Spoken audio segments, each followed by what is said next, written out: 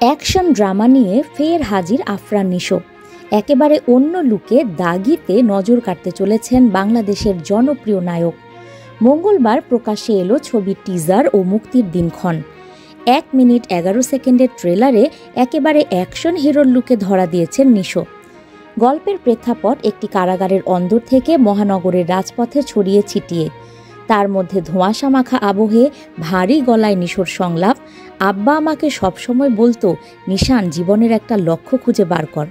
তারপর বহু ভিড় পেরিয়ে ভারী মেজাজে নিশান নিশোর নজর কাড়া এন্ট্রি। 7, 8, 6 নম্বর বন্দির পোশাকে নিশানই দাগি। সে কখনো রাতের অন্ধকারে শহরের রাজপথে, আবার কখনো প্রেমিকার হাত ধরে কানাগলিতে লক্ষ্যের খোঁজে ছুটে চলেছেন নিশান। আবার কখনো কারাগারের ভেতরেই মার খেয়ে লুটিয়ে পড়েছে সে। আবার সেই নিশানই দৃপ্ত প্রত্যয়ে নিজের লক্ষ্যের কথা জানাচ্ছেন। সবটা মিলিয়ে একেবারে জমজমাট এই টিজার। নিশো ছাড়াও ট্রেলারে নজর কেড়েছেন সুরঙ্গ খ্যাত অভিনেত্রী তমা মির্জা। এই ছবি প্রতিশোধ ও ভাগ্যের বিড়ম্বনার গল্প বলবে দেওয়ালে পিঠ ঠেকে গেলে ঘুরে দাঁড়ানোর গল্প।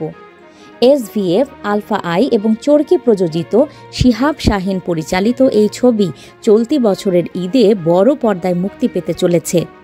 তমা মির্জা এবং আফরান নিশো ছাড়াও টিজারে নজর কেড়েছেন সুনেরাহ বিনতে কামাল।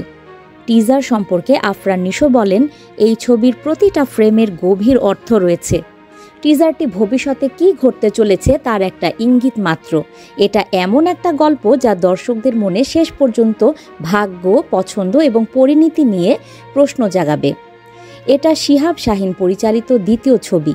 দাগি সিনেমায় গুরুত্বপূর্ণ চরিত্রে আছেন শহীদুজ্জামান সেলিম, গাজী রাকায়েত, মিলি বাশার সহ আরও অনেকে। নিউজ ডেস্ক, সংযুক্ত।